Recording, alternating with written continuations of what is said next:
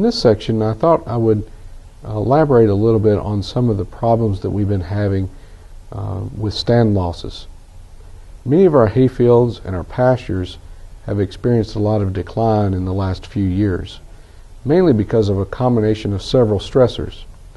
And I want to go through some of the 10 most common causes, or at least contributors to stand loss that we've been seeing.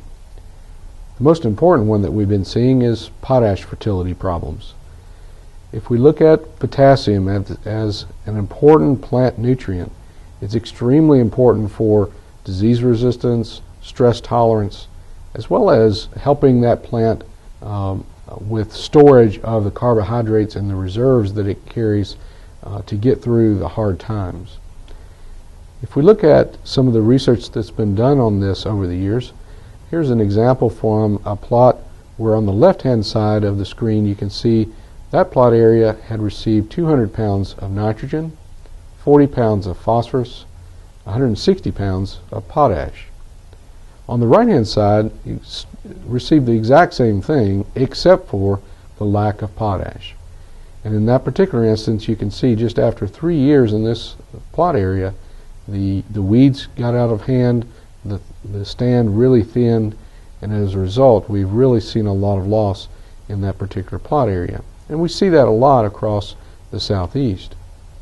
And it's not a surprise when we look at the amount of removal that we see in many of these plot areas, especially in our hayfields. In a hayfield, we may remove 250 pounds of nitrogen or more, but if we look at how that same removal is occurring for the potash, we're also removing a tremendous amount of poundage of potash as well. Here we can see where Bermuda grass, for example, is removing 250 units of nitrogen, about 50 units of phosphorus, and about 220 or so units of potash. So there is a definite amount that's being removed there, a tremendous amount of potash that's being removed, and we have to be careful to replace that, or we will basically extract all of that phosphorus and potash out of the soil. So really, I could have stopped right there and really focused on that as being the primary causes, and I was very tempted to make all of the top 10 poor potash fertility. It's so important. I think that is one of the key aspects of stand loss. But I want to pick up from there and just talk about the next one that's related to potash fertility, which is disease problems. We've seen a lot of problems with leaf spots, whether that's Helminthsporium or some of the other types of leaf spot diseases, as well as a lot of rust problems. Now, again, getting back to potash is extremely important in helping to ward off these disease problems and prepare that plant for dormancy, especially as it's going into dormancy for the winter season. And when it comes back out in the spring, potash nutrition is very critical for it rapidly greening up in the spring. Spring green up is extremely well tied to potash nutrition. Certainly we've seen some other diseases too. Brown patch, dollar spot, many other diseases have shown up in many of our pastures, many of which we would normally just associate with turf grass problems, but we're also seeing some of those problems shape up in our pastures and hayfields as well. Now, one strategy for dealing with disease problems is actually to burn off your Bermuda grass fields. Burning of these fields actually is a way to remove some of the inoculum, so definitely reduces some of those problems. But it also has an effect on increasing the green up rate. It releases the nutrients that are tied up in the thatch and the organic matter that's on the soil surface. And it also helps us decrease weeds. But as I mentioned, one of the key aspects of this is reducing the amount of inoculum for the spores and the disease problems that we have in those hayfields and pastures. Now, there are certain air quality limitations that we need to be aware of. In certain areas, we're not allowed to do this kind of burning. And it is certainly a very risky endeavor when we start burning anything, for that matter. We need to be aware of how that may influence neighboring properties. But a fourth issue, kind of related to all those, is soil pH. Soil pH is related to potassium fertility in that low soil pH will reduce the availability of that potash. But soil pH has its own set of responses or effects on the crop itself. If we look at many of our pastures and hayfields, there's actually a tremendous amount of variability in soil pH in many of those fields. Some of those may range from a high of, let's say, 6.5, but there may be some areas in that field that may be well below 5. So there's a tremendous swing and even in a very small scale, short scale, as you can see in this particular slide of a picture where some soil pH variability is actually contributing to the irregular growth in that particular field. And of course, soil pH problems also exacerbate the drought issues that we run into. This is a slide borrowed from Auburn University where they looked at roots growing in media that had various levels of soil pH.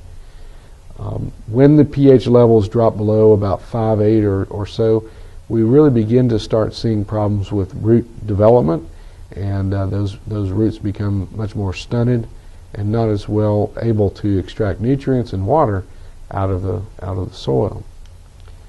So there's a real issue there, and when you recognize the fact that we're also many times dealing with areas that have a relatively shallow topsoil, if no topsoil at all in many cases, and that we're oftentimes farming subsoil. Many of our soils in the southeast have been heavily eroded over the years, and so many times we're farming subsoil. And that subsoil is much lower quality, much more acidic, and it doesn't allow for the roots to as fully develop as we would like to see.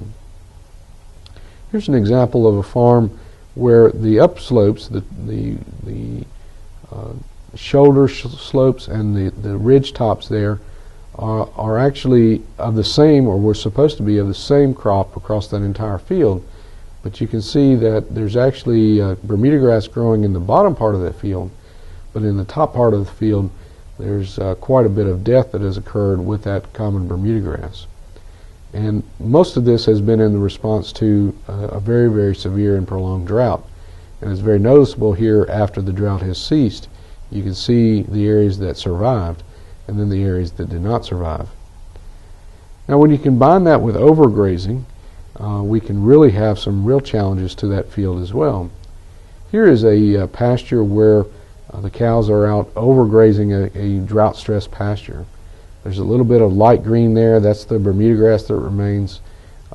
There's a lot of weeds in that field. There's actually quite a bit of crabgrass in that field. And actually the animals are not looking very good as well. They're dropping in body condition just like the pasture is dropping in pasture condition. It's really important for us to focus on giving our pasture plants a time to recover from grazing or from any other kind of defoliation. When we have pastures that are continuously stocked, in other words, there's one or two large pastures and those animals are turned out there without any kind of grazing management, those animals basically will continuously graze the same plants over and over and over. And oftentimes they will graze those on average maybe every 2 to 7 days. That same plant they'll go back to every 2 to 7 days. And you can see on the right hand side of the slide there is a distinct difference in the rooting depth of those that have been overgrazed and so consistently overgrazed compared to one on the left hand side there that has been allowed to much more fully develop. The root system there for the one that's been grazed every 21 days is actually almost 4 feet deep. That is a piece of plywood turned on its side. So that 4 feet deep root system is much more able to weather short-term duration droughts than say that on the right-hand side with that has been severely overgrazed. When we allow a recommended rest period to occur, those roots have a chance to redevelop, and will actually approximate the depth of plants that have not been cut at all. In fact, what you don't see when a crop is actually cut or grazed is that crop is actually, as the regrowth begins, the root system begins to die back. And the root system is providing nutrients to that upgrowth and the top growth there. And if that plant, as it's beginning to try to grow back again, is grazed off one more time, then, or continuously grazed, those roots will die back even more and more. And eventually that plant can actually die because of being so severely overgrazed. So what we really want to do is set up a scenario where we allow adequate rest, not only for the top growth to redevelop, but also for the root system to redevelop as well. When that cycle is complete and we allow enough regrowth to occur of not only the top growth but also the root system, we have a plant that's much more robust, much more resistant to stress problems, especially resistant to drought stress issues. Here's an example of a field or farm that actually needs to be looked at from a standpoint of setting up a sacrifice area. There's an area there on the lower right-hand side behind the person's house where they've been feeding hay. They feed their hay there in the winter. It's relatively close to the house. They don't have to get very far out. But the problem is that during the dry weather, during the drought season, and they have to start feeding hay to supplement the lack of forage that's available during those prolonged summer droughts that we've been having, you can see in the pasture on the left-hand side areas where they fed hay in hay rings in multiple locations within that pasture. As a consequence of that, what they've actually done is done substantial damage to the stand in those areas where they've been feeding the hay during the summer months. They've also overgrazed the remainder of that field, and you can see there on the left-hand side of the field there's quite a bit of bare ground that's visible from the air. They would have been much better off to have confined that damage into a sacrifice area. A sacrifice area being that area where they've been feeding hay during the winter months, where it had already done damage to the stand. There's no sense doing damage to the entire farm when you can confine that damage to just one certain area on the farm.